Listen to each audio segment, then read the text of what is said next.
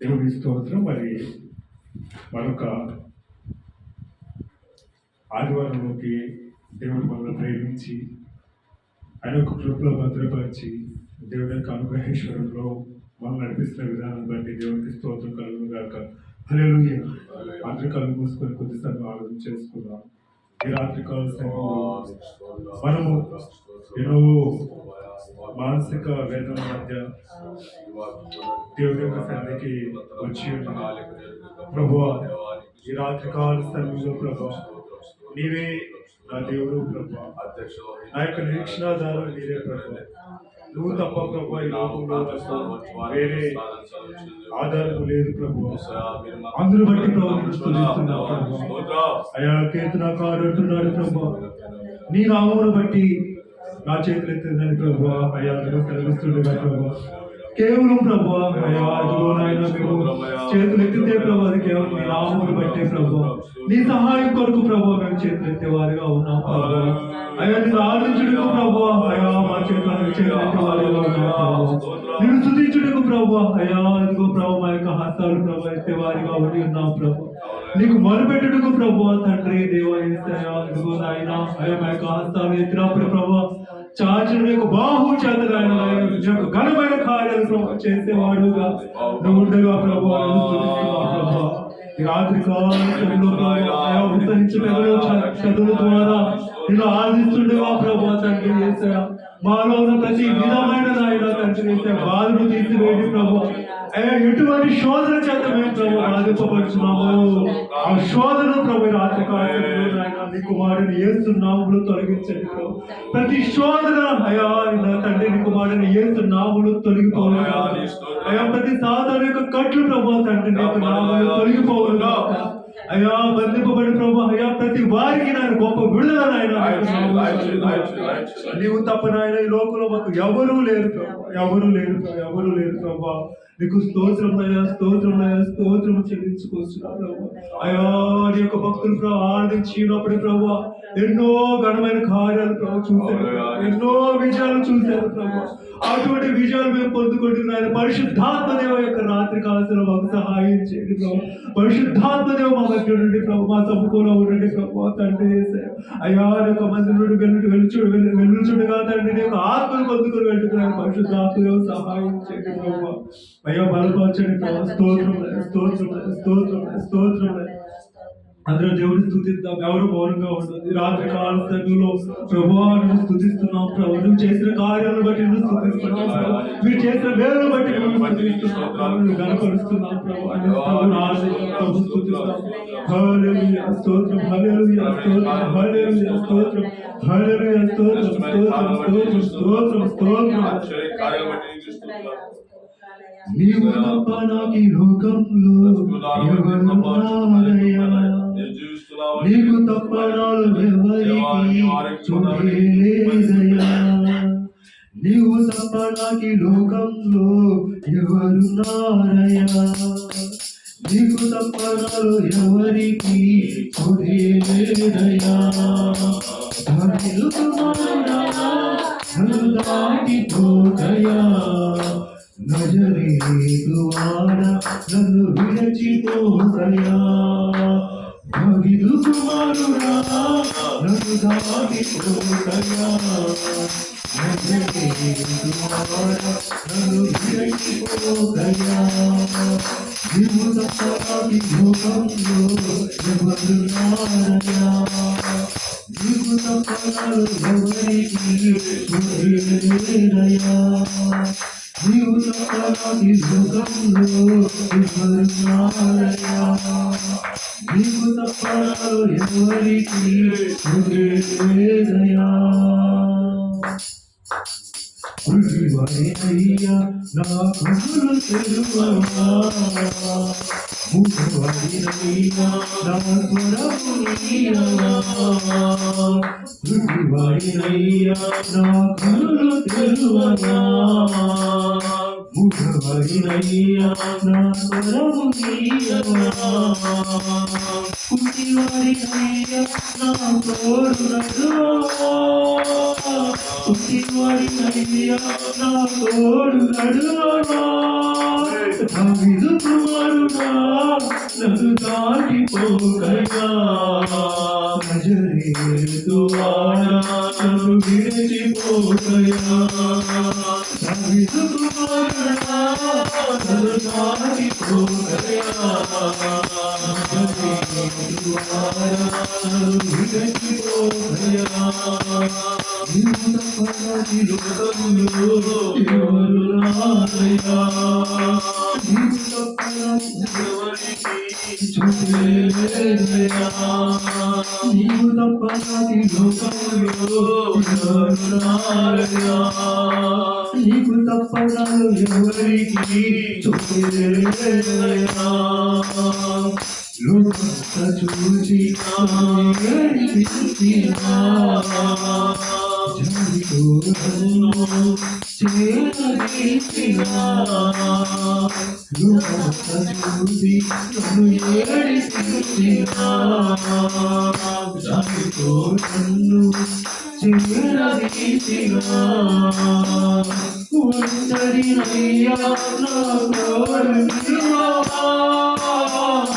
ఒంటరినయ్యా నా తోడు నీవా, దావీదు కుమారుడా నన్ను దాటిపోకయ్యా, నజరేతు వాడా నన్ను విడిచిపోకయ్యా, దావీదు కుమారుడా నన్ను దాటిపోకయ్యా, నజరేతు వాడా నన్ను విడిచిపోకయ్యా, నీవు తప్ప ఈ లోకంలో ఎవరు నారయ్యా, నీకు తప్ప ఎవరికి చోటే లేదయ్యా, నీవు తప్ప ఈ లోకంలో ఎవరు నారయ్యా, నీవు తప్ప ఎవరికి చోటే లేదయ్యా,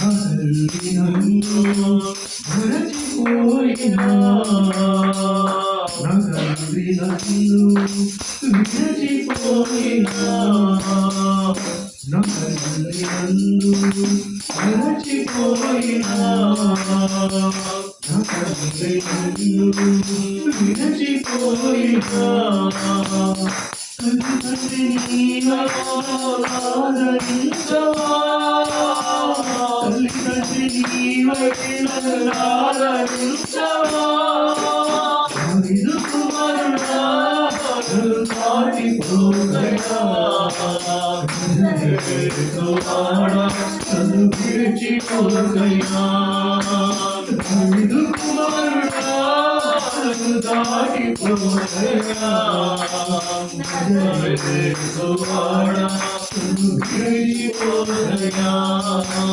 నీవు తప్ప ఈ లోకములో ఎవరు నారయ్యా, నీవు తప్ప ఎవరికి చోటే లేదయ్యా, నీవు తప్ప ఈ లోకంలో ఎవరు నారయ్యా, నీకు తప్ప ఎవరికి చోటే లేదయ్యా, దావీదు కుమారుడా నన్ను దాటిపోకయ్యా, నజరేతు వాడా నన్ను విడిచిపోకయ్యా, దావీదు కుమారుడా నన్ను దాటిపోకయ్యా, నజరేతు వాడా నన్ను విడిచిపోకయ్యా, నజరేతు వాడా నన్ను విడిచిపోకయ్యా, నజరేతు వాడా నన్ను విడిచిపోకయ్యా.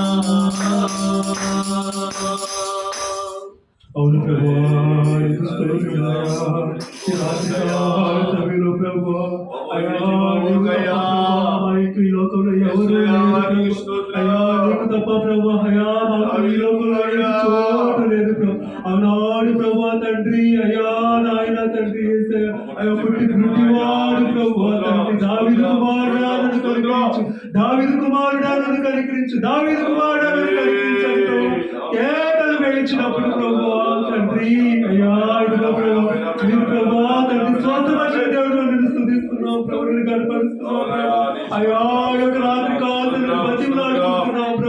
దావీదు కుమారుడా కరుణించి మరి వేడుకుంటున్నాం ప్రభు.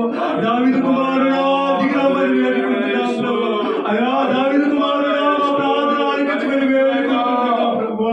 అయ్యా ఇంకొక కళ్ళు నుండి ప్రభు చూడలేని స్థితిలో ఉన్నాం ప్రభు. చెవులు నుండి కూడా వినలేని స్థితిలో ఉన్నాం ప్రభు. కాళ్ళు నుండి కూడా ప్రభు తండ్రి సేవ చేయలేని స్థితిలో ఉంటున్నాం ప్రభు. అయ్యో మేము ఎంత దౌర్భాగ్యమైన స్థితిలో ఉన్నాం ప్రభు.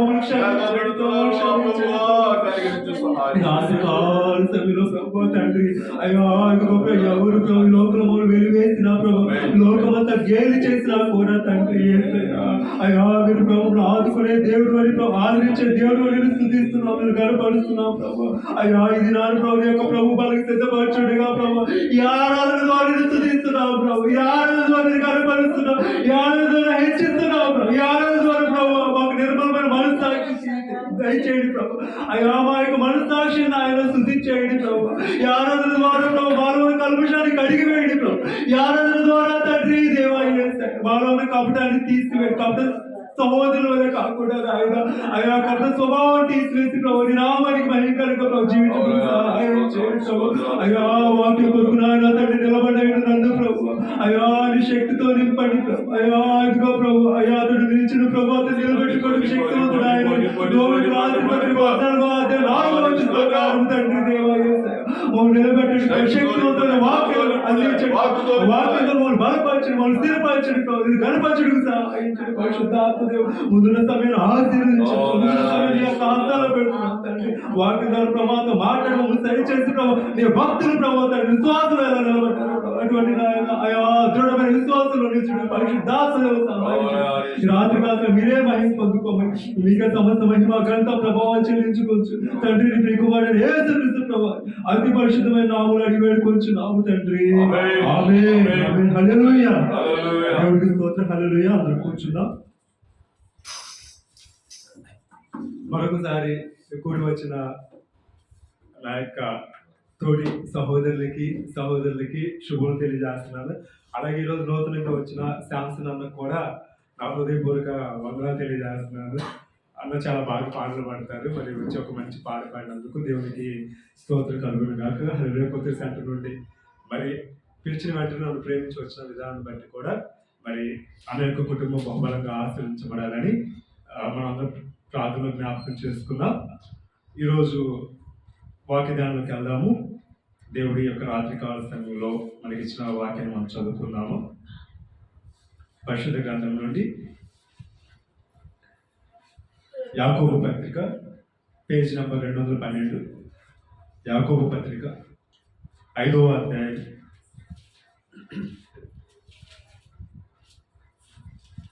యాకోబు పత్రిక 5వ అధ్యాయము 13వ వచనం నుండి 18వ వచనం వరకు చదువుకుందాం.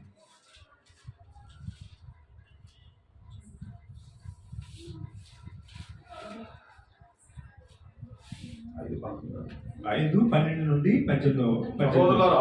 సహోదరులారా ముఖ్యమైన సంగతి ఏదనగా యాకోబు రాసిన పత్రిక 5వ అధ్యాయము 13. ముఖ్యమైన సంగతి ఏదనగా ఆకాశం తోడని గాని భూమి తోడని గాని మరి దేని తోడని గాని ఒట్టు పెట్టుకొనక మీరు తీర్పు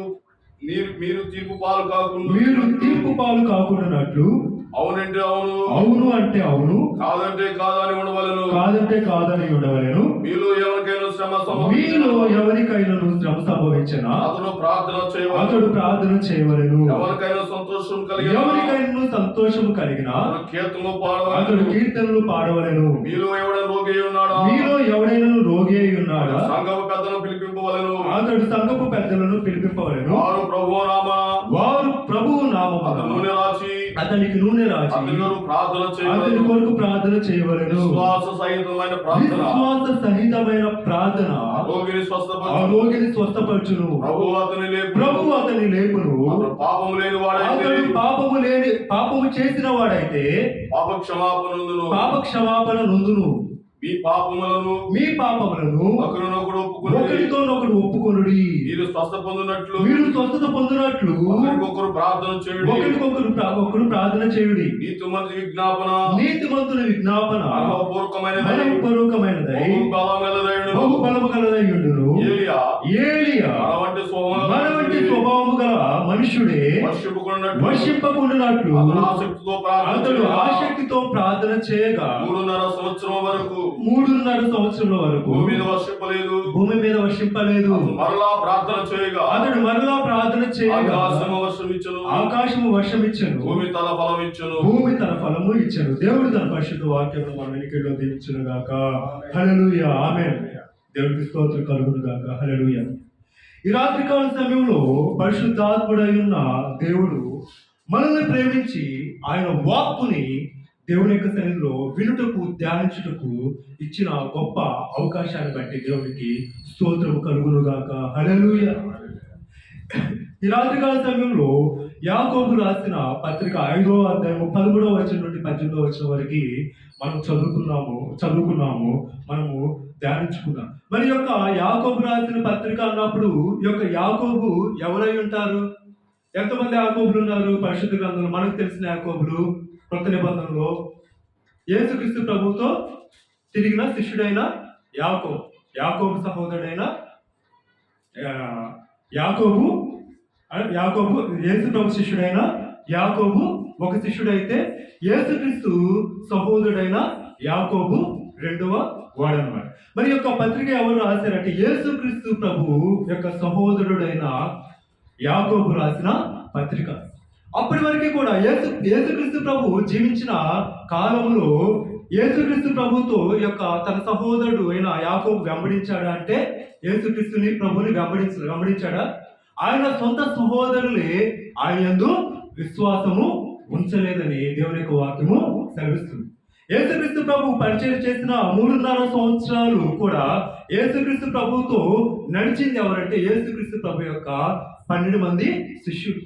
ఆయన యొక్క సహోదరులు ఆయన విశ్వాసము ఉంచలేదు. కానీ యేసుక్రీస్తు ప్రభు మరణించి తిరిగి 3వ దినాన పునరుద్ధారణై లేచి పరలోకానికి వెళ్ళిన తర్వాత ఆయన యొక్క సహోదరులు యేసుక్రీస్తు ప్రభు యందు పరిపూర్ణమైన విశ్వాసము ఉంచారు. మరి ఆ విధంగా విశ్వాసం ఉంచినప్పుడు ఈ యొక్క యాకోబు కూడా మరి నా సహోదరుడు బ్రతికున్న కాలంలో సేవ చేసిన ఆ 3.5 సంవత్సరాల జీవితంలో నేనైతే నా యొక్క సొంత సహోదరుడిని నేను అవమానించాను, నేనైతే నిందించాను, నేనైతే హేళన చేశాను, నేనైతే విశ్వాసము ఉంచలేదని పశ్చాత్తాపడి నేను నా సహోదరుడైన క్రీస్తు కొరకు నేను జీవించాను. అది నా యొక్క సహోదరుడు మాత్రమే కాక ఆయన దేవుని కుమారుడని గుర్తెరిగి రుచి చూచి ప్రభువు యొక్క సువార్త చేయటము నేర్చుకున్నాడు. అలా యాకోబు సువార్త చేస్తూ మరి యొక్క యాకోబు రాసిన పత్రికలో కొన్ని విషయాలు విశ్వాసులకి తెలియజేస్తూ ఉన్నాడు. అక్కడ మనం గమనించినట్లయితే ప్రార్థన గురించి యాకోబు ద్వారా దేవుడు మాట్లాడుతూ ఉన్నాడు. అసలు మనం ప్రార్థన ఎందుకు చేయాలంటే మనం ఏం చెప్తామంటే ప్రార్థన ఎందుకు చేయాలంటే మన అవసరతలు తీర్చుకోవడం కోసం మనము ప్రార్థన చేసేవారిగా ఉంటాం. మన కార్యాలు జరగడం కోసం మనం ప్రార్థనలు చేస్తూ ఉంటాం. మనం ఆశీర్వదింపబడటం కొరకు మనం ప్రార్థన చేస్తూ ఉంటాం. మనం దీవించబడటానికి ప్రార్థన చేస్తూ ఉంటాం. ఇంకా ఇక్కడ మరి వీటన్నిటి కొరకు మనం ప్రార్థన చేస్తూ ఉంటాము. కానీ ఇక్కడ యాకోబు భక్తుడు ఏమని చెప్తూ ఉన్నాడంటే 11వ వచనంలో మీలో ఎవరికైనా శ్రమ సంభవించినా అతడు ప్రార్థన చేయవలెను. హల్లెలూయా. ఎందుకు ప్రార్థన చేయమంటూ ఉన్నాడంటే మనకు వచ్చే శ్రమను బట్టి. ఏదైనా శ్రమ మనకు సంభవిస్తే మనం ఏం చేయాలంటే ప్రార్థన చేయాలి. మరి అసలు నిజంగా అయితే వాస్తవంగా అయితే సంతోషంలో ఉంటే ఎవరు ప్రార్థన చేయరు, ప్రార్థన చేస్తారు. దేవునికి కృతజ్ఞతాస్తుతులు తెలియజేస్తారు. ప్రభువా ఇదిగో నన్ను సంతోషంగా ఉంచావు ప్రభువా, ఆ కార్యాన్ని బట్టి నేను సంతోషిస్తున్నాను, నువ్వు ఇచ్చిన గృహాన్ని బట్టి నేను సంతోషిస్తున్నాను, నువ్వు ఇచ్చిన ఉద్యోగాన్ని బట్టి నేను స్తుతిస్తున్నాను అనేసి మనం కృతజ్ఞతాస్తుతులు తెలియజేస్తాం. థ్యాంక్ గాడ్ అనేసి చెప్తా ఉంటాం. కానీ ఎప్పుడు మనము ప్రార్థన చేస్తూ ఉంటాము అంటే మనకు శ్రమ సంభవించినప్పుడు మనం ప్రార్థన చేస్తాం. హల్లెలూయా.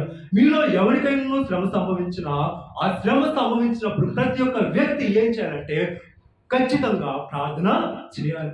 అప్పుడే ఆ శ్రమ నుండి మనకి ఓదార్పు, అప్పుడే ఆ శ్రమ నుండి మనము బయట పడటానికి దేవుడు ఒక మార్గాన్ని మనకి ముందు ఉంచేవాడిగా ఉంటాడని ఇక్కడ పరిశుద్ధ లేఖనాలు తెలియజేస్తా ఉన్నాయన్నమాట. ఎవరికైనా సంతోషము సంభవించిన అతడు ఏం చేయాలట? కీర్తనలు పాడవలను. హల్లెలూయా. సంతోషంగా ఉంటే కీర్తనలు పాడమంటున్నాడు. అందుకే కొన్ని లేఖనాల్లో పరిశుద్ధ గ్రంథం రాయబడుతుంది, ఉత్సహించు పెదవులతో నేను నిన్ను కీర్తించదను ప్రభు అని అక్కడ కీర్తనాకారుడు అంటూ ఉంటాడు అన్నమాట. ఏ పెదవులతో? ఉత్సహించే పెదవులు. ఉత్సహించే పెదవులు ఎప్పుడు మనకు ఉంటాయి? మనం నవ్వినప్పుడు మరి పెదవులు తెరుచుకుంటాయి. అలా ఎప్పుడు మనం ప్రార్థన చేస్తామంటే మనకు సంతోషము ఉన్నప్పుడు మనము ఉత్సహించే పెదవులతో దేవుడిని కీర్తించాలని దేవుడు తెలియజేస్తూ ఉన్నాడు అనమాట. మరి అక్కడ మనకు సంతోషం కలిగితే కీర్తనలు పాడమని దేవుడు తెలియజేస్తూ ఉన్నాడు. మీలో ఎవరికైనా శ్రమ సంభవిస్తే ప్రార్థన చేయమన్నప్పుడు మరి శ్రమ పాలై ప్రార్థన చేసింది ఎవరు శ్రమల మార్గముగా వెళ్ళి ప్రార్థన చేశారో ఒకసారి మనము పరిశీలన చేసినట్టయితే మొట్టమొదటిగా శ్రమ సంభవించినప్పుడు ఎవరు ప్రార్థన చేశారంటే మన ప్రభు అయిన యేసుక్రీస్తు ప్రభు ప్రార్థన చేశారు. యేసుక్రీస్తు ప్రభుకి అందరికన్నా కూడా ఈ లోకంలో ఎక్కువ శ్రమానుభవం పొందిన దేవుడు యేసుక్రీస్తు ప్రభు అన్నమాట. ఈ లోకంలో ఏ మనిషి పడని శ్రమ ఆయన పడ్డాడు. ఆయన పరిశుద్ధుడై ఉండి మన కొరకు ఈ లోకానికి వచ్చి ఆయన శ్రమ పొందినట్లుగా దేవుడి యొక్క వాక్యము సెలవిస్తూ ఉంది. ఒకసారి మత్తయి సువార్త చూద్దాం. మత్తయి సువార్త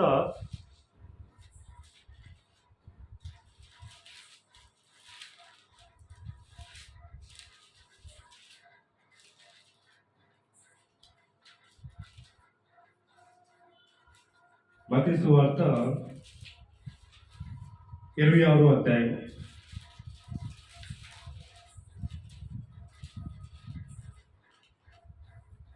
38వ వచనం చదువు. 38-39 వారు ప్రభువా మా కనులు తెరవవలెనని. మత్తయి సువార్త 26వ అధ్యాయము 38వ వచనం. అప్పుడు యేసు మరణమగునంతగా నా ప్రాణము బహు దుఃఖములు మునిగి ఉన్నది. మీరు ఇక్కడ నిలిచి నాతో కూడా మెలకుగా ఉండుడని వారితో చెప్పి కొంత దూరము వెళ్ళి సాగిలపడి నా తండ్రి సాధ్యమైతే ఈ గిన్నె నా యొద్ద నుండి తొలగిపోము, ఆయనను నా ఇష్ట ప్రకారము కాదు నీ చిత్త ప్రకారమే కానిమ్మని ప్రార్థించు. హల్లెలూయా. ఇక్కడ యేసుక్రీస్తు ప్రభు తను ఈ లోకానికి వచ్చి ఖచ్చితంగా ఆయన మరణిస్తాడు, మనందరి కొరకు ఘోరమైన మరణము పొందుతాడని ముందుగానే తెలుసు. ఎటువంటి ఘోరమైన మరణం అంటే అది ఎటువంటి మరణం అంటే ఒక భయంకరమైన పాపాత్ముడు పొందే మరణము, శిలువ మరణము. ఆ రోజుల్లో ఎందుకు వేసేవాళ్ళు అంటే, శిలువ ఎందుకు వేసేవాళ్ళు అంటే ఒక వ్యక్తి భయంకరమైన తప్పు చేస్తే, లేకపోతే నరహత్య చేస్తే, లేకపోతే అక్కడ ఉన్న రోమా ప్రభుత్వానికి వ్యతిరేకంగా తిరుగుబాటు చేస్తే, లేకపోతే మరి రకరకాల ఇంకా మరి మోసాలు చేసే వాళ్ళకి ఏం చేస్తారంటే ఆ యొక్క శిలువ వేస్తారు. కానీ యేసుక్రీస్తు ప్రభు ఏమి కూడా చేయలేదు, ఏ తప్పు కూడా చేయని స్థితిలో ఉన్నాడు. ఇప్పుడు మామూలుగా మనకి ఏదో ఒక జబ్బు వచ్చింది, ఏదో అనారోగ్యం వచ్చింది, మనము కొన్ని దినాలకి లేదా కొన్ని నెలలకి చనిపోతామని డాక్టర్స్ ఎవరైనా చెప్పారు అనుకోండి, మనకి ఎలా ఉంటుంది? అసలు మనం ఇంకేమైనా నవ్వగలుగుతామా? ఏదైనా సంతోషంగా ఉండగలుగుతామా? మనం అసలు నవ్వలేము, సంతోషంగా ఉండగలుగుతామంటే ఉండలేము. ఒక 2 నెలలకు 3 నెలలకు నేను చనిపోతానని డాక్టర్ చెప్తే నేను సంతోషంగా ఉండగలనా? నేను ఆనందంగా ఉండగలనా? నా యొక్క హృదయం ఎంత దుఃఖంగా ఉంటుంది, ఎంత బాధగా ఉంటుంది అంటే భయంకరమైన వేదన నన్ను పట్టి పీడిస్తుంది. ఎంతమంది వచ్చి నవ్వించినా కూడా నాకు నవ్వు అనేది రాదు, ఎందుకంటే నేను 2 నెలల్లో చనిపోతాను కాబట్టి. అలాగే ఇక్కడ యేసుక్రీస్తు ప్రభు కూడా మరి కొన్ని దినాల్లో అంటే ఇంకా ఒక వారం 10 రోజుల్లో చనిపోతాను అని తెలిసినప్పుడు యేసుక్రీస్తు ప్రభు ఎంత దుఃఖం కలిగి ఉంటాడు. ఆయన అంటున్నాడు, నేను అంటున్న మాటలు కాదు కానీ ప్రభువే ఏమని అంటూ ఉన్నాడంటే అక్కడ 37 వచనంలో 26, 37లో అప్పుడు యేసు మరణమగునంతగా నా ప్రాణము బహు దుఃఖములో మునిగి ఉన్నది.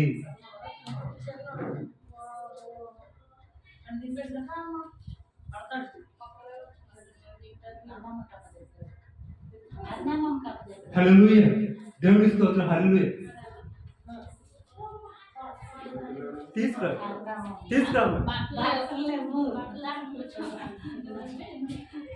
హల్లెలూయా, దేవునికి స్తోత్రం, హల్లెలూయా. ఏమంటూ ఉన్నాడు అంటే మరణమగునంతగా నా ప్రాణము బహు దుఃఖములో మునిగి ఉంది అంటే అక్కడ యేసుక్రీస్తు ప్రభువుకి ఏంటి శ్రమ అనేది ఎదురయ్యింది. అతని యొక్క జీవితము శ్రమల ద్వారా వెళ్తుందని మనం గ్రహించుకో. అందుకే మనము శ్రమ వచ్చినప్పుడు కృంగిపోవద్దని దేవుడు మనకి తెలియజేస్తూ ఉన్నాడు. అలాగా ప్రార్థన చేస్తూ ఉన్నాడు. ఏమని ప్రార్థన చేస్తూ ఉన్నాడు అంటే 39వ వచనంలో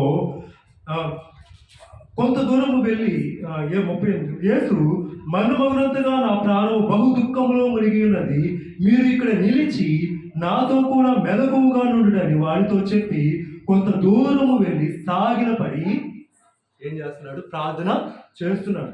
నా తండ్రి సాధ్యమైతే ఈ గిన్నె నా యొద్ద నుండి తొలగి పోని. ఎంత దుఃఖంలో దేవుడు ప్రార్థన చేస్తున్నాడు. రాత్రి కాలంలో దేవుడు మనతో మాట్లాడుతున్నాడు. ఆయన పడిన దుఃఖాన్ని తెలియజేస్తున్నాడు. దేవుడు అనుభవించిన శ్రమని తెలియజేస్తూ ఉన్నాడు. ఎంతో భయంకరమైన శిక్ష. ఆ రాత్రి యేసుక్రీస్తు ప్రభువుని గెత్సెమనే తోటలో మరి పట్టుకొని ఎలా తీసుకెళ్ళారు, సంఖ్యలతో ఈడ్చుకుంటూ తీసుకెళ్ళారు. ఎక్కడ తీసుకెళ్లారు? ప్రధాన యాజకుని గృహానికి. గెత్సెమనే తోట నుండి ఈ యొక్క ప్రధాన యాజకుని ఇంటి వరకు దగ్గరగా 1.5 కిలోమీటర్ల దూరము ఉంటుంది. మరి ఆ యొక్క సమయంలో యేసుక్రీస్తు ప్రభువుని ఆ రోడ్డు మీద ఈడ్చుకుంటూ వెళ్తా ఉన్నప్పుడు ఆ రోడ్లు ఎలా ఉన్నాయి? అవి నాపరాలతో పేర్చిన రోడ్లు, అంటే ఎత్తు పల్లంగా నాపరాలు ఉంటాయి అన్నమాట. మరి కిలోమీటర్ దూరము యేసుక్రీస్తు ప్రభు సంఖ్యలను ఏడ్చి, లేకపోతే ఆ యొక్క గాడిదల మీద కట్టో లేకపోతే గుర్రాల మీద కట్టో ఈడ్చుకొని తీసుకువెళ్తుంటే యేసుక్రీస్తు ప్రభు ఎంత శ్రమ పడి ఉంటారు, ఎంత వేదన అనిపించుంటారు. ఆయన దేవుడు కూడా మనిషి రూపంలో కదా వచ్చింది.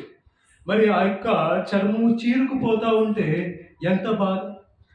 అటువంటి శ్రమ మనం పడ్డామా? ఈ యొక్క 30 సంవత్సరాలు, లేకపోతే 40 సంవత్సరాలు, 50 సంవత్సరాల జీవితంలో ఎవరైనా మనల్ని కొట్టి, నిర్దోషులమే, మన దోషులు కాదు, మనము భయంకరమైన నేరాలు ఏం చేయాలి, అయినప్పటికీ కూడా ఎవరైనా మనల్ని అలా ఈడ్చుకుంటూ తీసుకెళ్ళారు. ఒకవేళ అలా తీసుకెళ్తే మనం ఓర్చుకుంటామా? మనము సహించుకుంటాము. మీలో అందుకే యాకోబు, యేసుక్రీస్తు ప్రభు సహోదరుడైన యాకోబు ఆ యొక్క యేసుక్రీస్తు ప్రభు యొక్క శ్రమను గుర్తు చేసుకుంటున్నాడు. హల్లెలూయా, గుర్తు చేసుకుని మీలో ఎవరికైనా శ్రమ సంభవించినా వారు ప్రార్థన చేయవాలి. ఇదిగో నా యొక్క సహోదరుడిగా పిలువబడుతున్న దేవుని కుమారుడైన యేసుక్రీస్తు ప్రభు శ్రమ పడినప్పుడు ప్రార్థన చేస్తాడు. ఆయన శ్రమను నేను జ్ఞాపకం చేసుకొని ఈ యొక్క సమయంలో నేను మీతో చెప్తూ ఉన్నాను, మీకు శ్రమ కలిగితే మీరు ప్రార్థన చేయండి. మీరు ప్రార్థన చేసినప్పుడు ఆ యొక్క శ్రమ నుండి గొప్ప విడుదల పొందుతారని దేవుడు స్పష్టంగా తెలియజేస్తూ ఉన్నాడు. అలాగే అపోస్తల కార్యముల గ్రంథం ఒకసారి చూద్దాము. అపోస్తల కార్యముల గ్రంథము 12వ అధ్యాయము. అపోస్తల కార్యముల గ్రంథము 12వ అధ్యాయము 5వ వచనం చదువుతాం. పేతురు చెరసాలలో ఉంచబడెను. సంఘమైతే అతని కొరకు అత్యాశక్తితో దేవునికి ప్రార్థన చేయుచుండెను. హేరోదు అతన్ని వెలుపలికి తీసుకుని రావాలని ఉండగా ఆ రాత్రి పేతురు 2 సంఖ్యలతో బంధింపబడి మధ్య నిద్రించుచుండెను. నిద్రించుచుండెను. మరియు కావలి వారు తలుపు ఎదుట చెరసాల కాల్చుకొని చూడండి. హల్లెలూయా. చాలు. ఇక్కడ కూడా మరి పేతురు సువార్త చెప్తూ ఉన్నప్పుడు అక్కడ ఉన్న మరి హేరోదు ఏం చేస్తూ ఉంటాడంటే పేతురుని చెరసాలలో వేసినప్పుడు పేతురేమో అక్కడ ఏం జరుగుతుంది, పేతురేమో అక్కడ మరి సైనికుల మధ్య నిద్రపోతూ ఉన్నాడు. పేతురు 2 సంఖ్యలతో బంధింపబడి 2 సైనికుల మధ్య నిద్రిస్తూ ఉన్నప్పుడు సంఘం ఏం చేస్తుంది? అత్యాశక్తితో ప్రార్థన చేస్తూ ఉంది.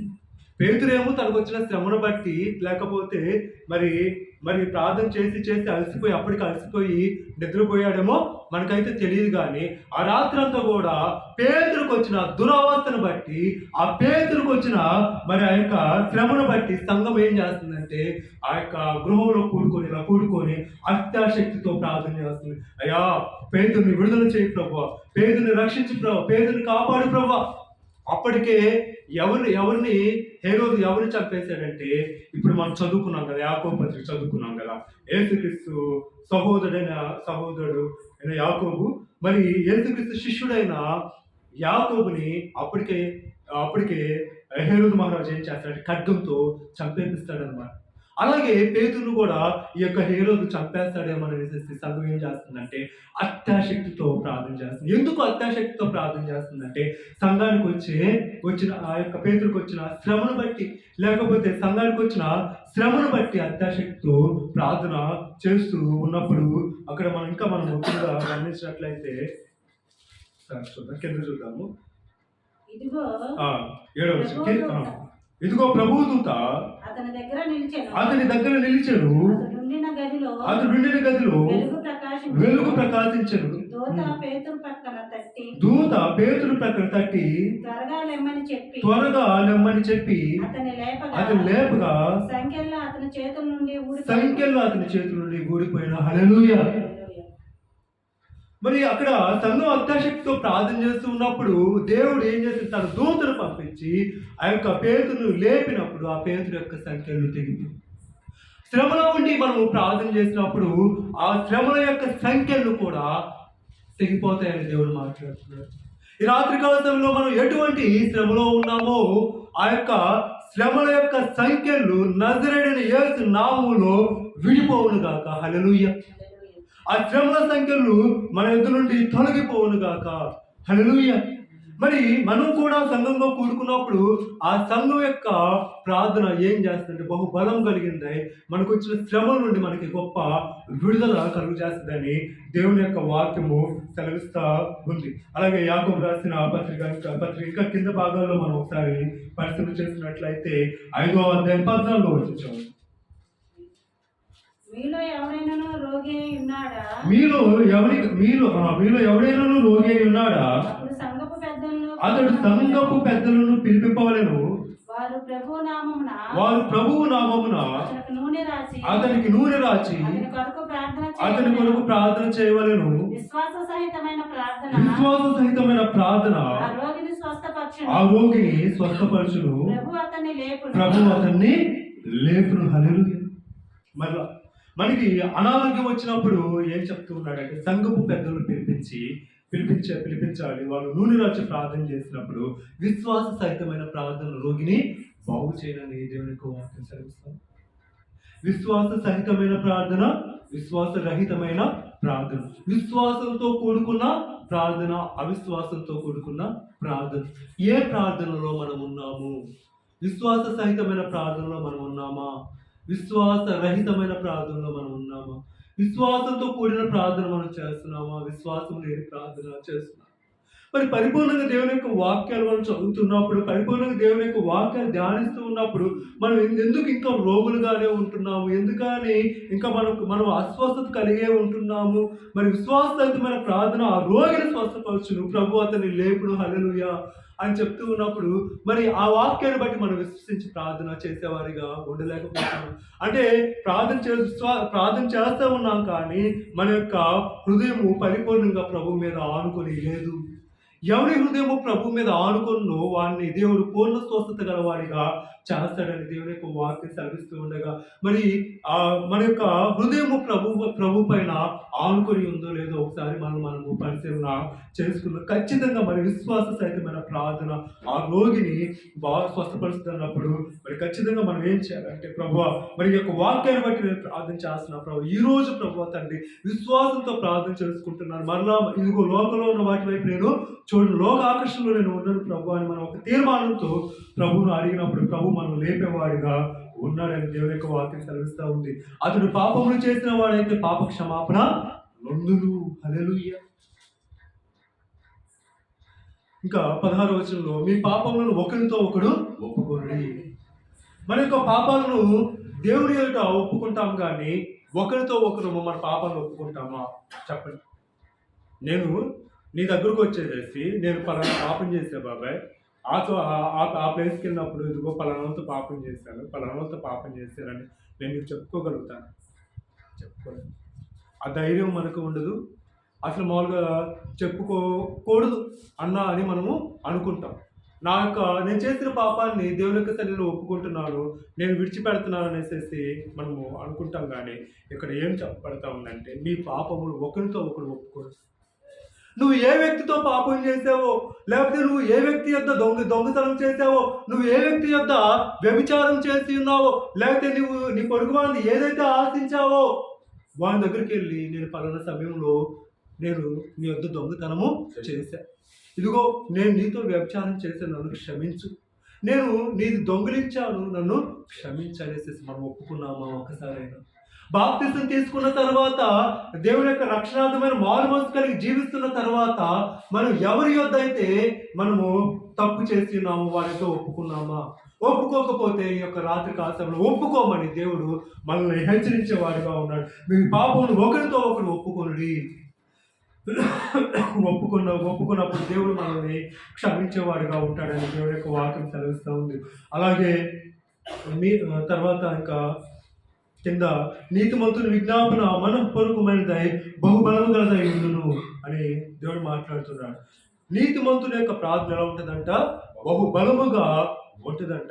మరి ఆ యొక్క నీతిమంతుని యొక్క ప్రార్థన గురించి తెలియజేస్తూ ఎవరి గురించి తెలియజేస్తూ ఉన్నాడు అంటే, ఇక్కడ మనం పరిశీలన చేసినట్లయితే ఏలియా గురించి తెలియజేస్తూ ఉన్నాడు. ఏలియా మన వంటి స్వభావము గలవాడే. అంటే మనకి ఎటువంటి శ్రమ వచ్చిందో ఏలియాకు అటువంటి శ్రమ వచ్చింది. లేకపోతే మనకు ఎటువంటి నిందలు వస్తున్నాయో ఏలియాకు అటువంటి నిందలు వచ్చాయి.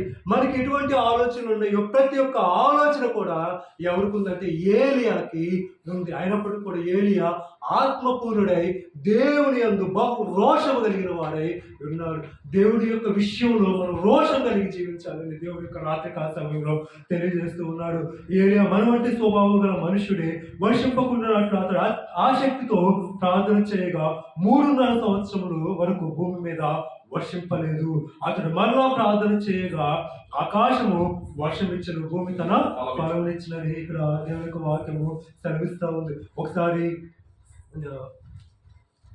రాజుల మొదటి గ్రంథము చూద్దాం. రాజుల మొదటి గ్రంథము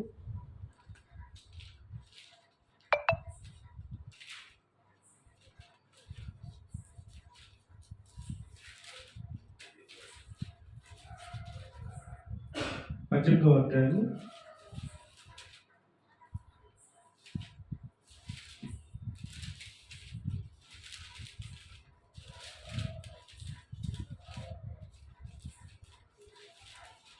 17వ అధ్యాయం చూద్దాము. 17వ అధ్యాయము 18వ అధ్యాయం మొదటి వచనం. అనేక దినములైన తరువాత 3వ సంవత్సరమందు యెహోవా ఏలియాకు ప్రత్యక్షమై, నేను భూమి మీద వర్షము కురిపింపబోచున్నాను, నీవు వెళ్ళి ఆహాబును దర్శించమని సెలవీయగా ఆహాబును దర్శించుటకై ఏలియా వెళ్ళిపోయాడు. చాలు. ఇక్కడ దేవుడే మాట్లాడుతున్నాడు. ఏమని మాట్లాడుతున్నాడు అంటే, నేను భూమి మీద వర్షము కురిపింపబోచున్నాను అని ఇక్కడ మాట్లాడుతూ ఉన్నాడు. ఎప్పుడంటే 3వ సంవత్సరం అందు తెలియజేస్తూ ఉన్నాడు. అదే 17వ అధ్యాయము మొదటి వచనము 3వ లైన్ ఒకసారి చూసినట్లయితే, ఇశ్రాయేలు దేవుడైన 17వ అధ్యాయము. ఇశ్రాయేలు దేవుడైన ఆ యెహోవా జీవము తోడు నా మాట ప్రకారము గాక ఈ ఈ సంవత్సరములో మంచైనను పడదని ప్రకటించాను. ప్రకటించాడు. ఎవరు చెప్తున్నారు ఈ మాట? ఏలియా చెప్తున్నాడు. అతడు గిలాదు కాపురస్తుల సంబంధియుడు తిష్బీయుడైన ఏలియా ఆహాబునందుకు వచ్చి, నేను ఎవరి సన్నిధిలో నిలవబడి ఉన్నాను, ఎవరి సన్నిధిలో నిలవబడి ఉన్నాను. దేవుడు మనం ప్రశ్నిస్తున్నాడు ఈ యొక్క రాత్రి కాసం, నువ్వు ఎవరి సన్నిధిలో నిలవబడి ఉన్నావు? ఆ దేవుని యొక్క సన్నిధిలో నిలవబడి ఉన్నాడు. నీవు ప్రార్థన చేసినప్పుడు దేవుడు నీ ప్రార్థన ఆలకించేవాడిగా ఉన్నాడు. అలాగా మరి 3.5 సంవత్సరాలు కూడా మరి వర్షము కురవలేదు. అతడు ప్రార్థన చేసినప్పుడు మరలా వర్షము కురిసిందని దేవుడి యొక్క వాక్యం సెలవిస్తూ ఉంది. అలాగే ఆ 18వ అధ్యాయము 37వ వచనం చదువుతాం. యెహోవా నా ప్రార్థన ఆలకించుము, యెహోవైన నీవే దేవుడై దేవుడై ఉన్నావనియు నీవు వారి హృదయములను నీ తట్టుకు తిరుగు చేయదు అని ఈ జనులకు తెలియనట్లుగా నా ప్రార్థన అంగీకరించు. అది మనకు తెలుసు. కరిమేలు పర్వతం మీద మరి బయలు దేవతలందరినీ కూడా ఏలియా సమకూర్చి, మరి మీరు అర్పణ అర్పించండి, నేను అర్పణ అర్పిస్తాను. మరి ఆ యొక్క అగ్ని రాజి పెట్టకుండా ఎవరి అర్పణ దహింపబడుతుందో వారి నిజమైన దేవుడు అని చెప్పినప్పుడు ఆ బయలు దేవతలు అందరూ కూడా ఉదయకాల సమయం నుండి సాయంకాల సమయం వరకు మొదలుపెడుతూ ఉన్నారు. అయినా కూడా ఎక్కడెక్కడ నుండి వారికి సమాధానము రావటము లేదు, అర్పణ దహింపబడటము లేదు. వారి యొక్క కత్తులు తీసుకొని వారి యొక్క చర్మాన్ని చీల్చి వేసుకుంటున్నప్పుడు కూడా సమాధానం రావట్లేదు. ఒక రోషం కలిగిన ఏలియా ప్రార్థన చేసినప్పుడు ఆ యొక్క ప్రార్థన అంగీకరించబడింది. ఏమని ప్రార్థన చేస్తున్నాడంటే, యెహోవా నా ప్రార్థన ఆలకించుము, యెహోవైన నీవే దేవుడు అయి ఉన్నావనియు నీవు వారి హృదయములను నీ తట్టుకు తిరగజేయదు అనియు ఈ జనులకు తెలియనట్లుగా నా ప్రార్థన అంగీకరించుము. ఎంత విశ్వాసంతో చేసి ఉంటే ఆ పై నుండి అగ్ని దిగి వచ్చి ఆత్మను దహించు. ఆయన మనసు మనలాంటి శోభ అంటున్నాడు. మరి ఏలియా అంటే ఏదో గొప్ప వ్యక్తి అని అనుకోకండి. ఏలియా కూడా మన వంటి స్వభావం కలిగిన వాడే. అయినప్పటికీ కూడా ఆసక్తితో ప్రార్థన చేసినప్పుడు పై నుండి అగ్ని దిగి వచ్చి ఆత్మను దహించవలసినట్లుగా ఇక్కడ మనము గమనించగలము. అందుకే మరి యొక్క వాక్యాన్ని బట్టి దేవుడు మనల్ని గొప్పగా ఆదరించాలనేసి దేవుడు స్పష్టంగా తెలియజేస్తున్నాడు. యాకోబు రాసిన పత్రిక 5వ అధ్యాయము 13-14 వచనంలో మనం గమనించినట్లు ప్రార్థన గురించి తెలియజేస్తా ఉన్నప్పుడు ప్రార్థన శక్తి మనకి కావాలని దేవుడు తెలియజేస్తూ ఉన్నాడు. అదేవిధంగా 15వ అధ్యాయము 15వ వచనం 16వ వచనంలో మరి విశ్వాస సహితమైన ప్రార్థన విశ్వాసము మనకి కావాలి, ప్రార్థన శక్తి కావాలి. అక్కడ ఏలియా నీతిమంతుడై ఉన్నాడని చెప్తున్నప్పుడు ఆ యొక్క ఏలియా ప్రార్థనలో ఏముందంటే నీతి అనేది ఉంది. ప్రార్థన నీతి అనేది మనకి కావాలి. నీతిపూర్వకమైన ప్రార్థన మనం చేసినప్పుడు, విశ్వాస సంబంధమైన ప్రార్థన మనం చేసినప్పుడు, శక్తివంతమైన ప్రార్థన మనం చేసినప్పుడు ప్రభు యొక్క గొప్ప కార్యాలు మనం చూడగలమని దేవుడు స్పష్టంగా తెలియజేస్తాడు. మరి యొక్క రాత్రి కాలంలో ప్రభు పనులకి సిద్ధపడుతున్న మనము మరి ప్రార్థన శక్తితో మరి ఒకరి పాపాలు ఒకరు ఒప్పుకుంటూ మరి యొక్క పాపాలు దేవుని యొక్క ఒప్పుకుంటూ ప్రభు యొక్క బలకు సిద్ధపడదాం.